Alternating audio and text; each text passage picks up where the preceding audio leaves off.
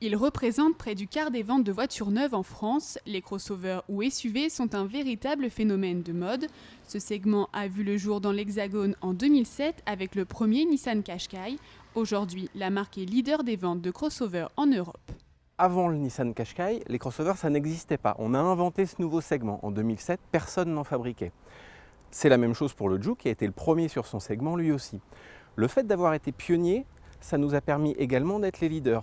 Une ligne dynamique, une position de conduite surélevée, un espace intérieur confortable, une motricité performante. Ce véhicule plaît autant aux femmes qu'aux hommes, aux jeunes familles qu'aux retraités. Pourtant, il y a encore quelques années, personne ne croyait à son succès.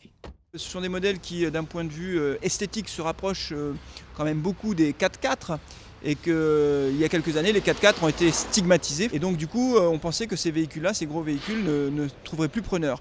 Et en réalité, ce qui s'est passé, c'est que les constructeurs ont su proposer des modèles plutôt jolis, plutôt bien pensés et qui n'avaient pas les défauts des 4x4. Quasiment tous les constructeurs automobiles ont désormais leur crossover ou leur SUV. Même Renault s'est inspiré du design de ces modèles pour son nouvel espace, présenté au Mondial.